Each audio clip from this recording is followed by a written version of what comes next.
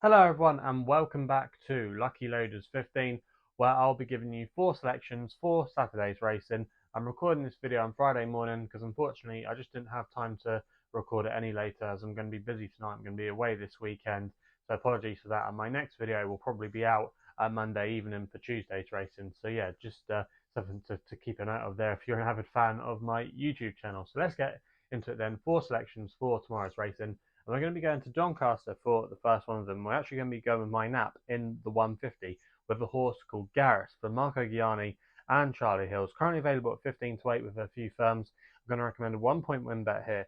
Now, this horse, I think this is the right time to catch him because he's got a very good record fresh.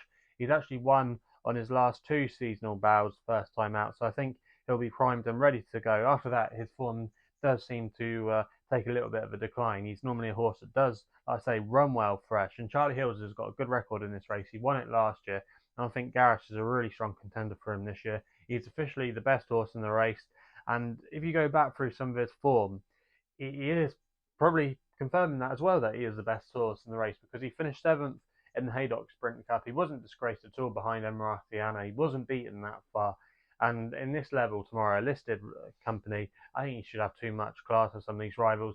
His main market rival is Diligent Harry, but I think he's just been more effective on the all-weather, and I'm just a bit concerned if he's trained on. But we know Garrus, he's a consistent horse over these kind of trips.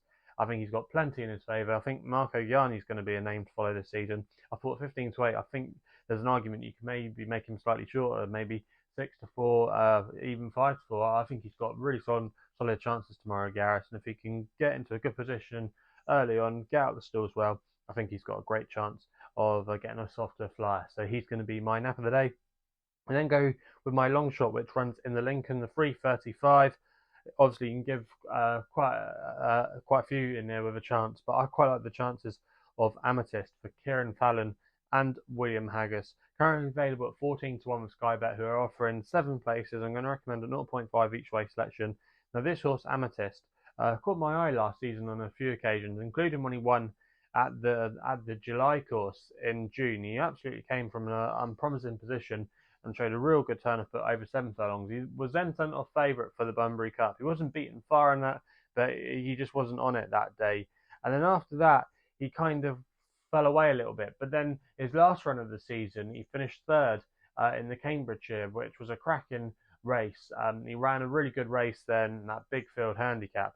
And he's only £2 higher than what he was then. I just think, again, he could be a horse that you want to catch fresh. And that's the kind of profile of horse you want to be looking at this year. He won last year in his seasonal reappearance. I know it was a novice company at Wetherby, but it still was absolutely fine. I think William Haggis has had this race in the back of his mind. I think the track will suit. I think the big field setup can suit. He'll get a good strong pace to aim at. William Haggis has got a very good record in this race as well. Won it back in 2018 when I remember putting a day to win that race. You know, he's got a good record in it over the years. He's got more winners than that. I think he's won it on quite a few occasions. But yeah, Amethyst, I just think there's a lot in his favour tomorrow. I think the drying ground will suit him as well. Currently good soft, but they're expecting dry weather until the day. You know, it's going to be dry now. It's probably going to be least good ground. I think perfect conditions.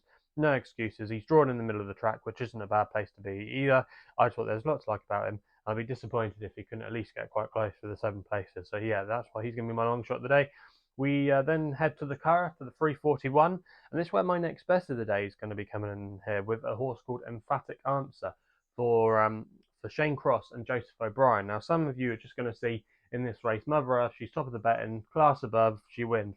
I don't think necessarily it's as straightforward as that, and it could become a tactical race. Now, Emphatic Answer does have £12 to find on the ratings, but she was an improving filly last year. She ran some good races, including second in listed company on her final start last season. But she's got some good, valuable course and distance experience, where she actually made all when she won a handicap here.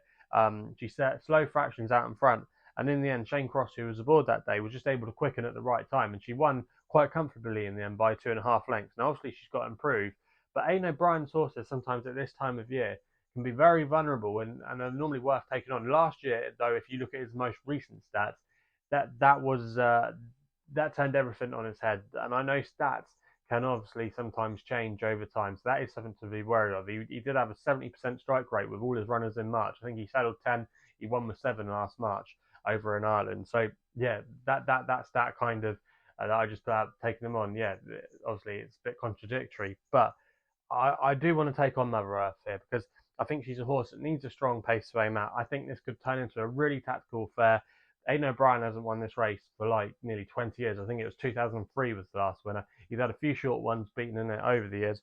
I just thought Emphatic answer, I thought she could go quite well. Joseph O'Brien as well, his string have been ticking along over the winter. They've had a few winners. I just thought this filly could just make it a tactical affair. And if she could get to the front, I thought she could be the way to play. And I thought 9-1 wasn't a bad price there. So that's why she's going to be my next best of the day.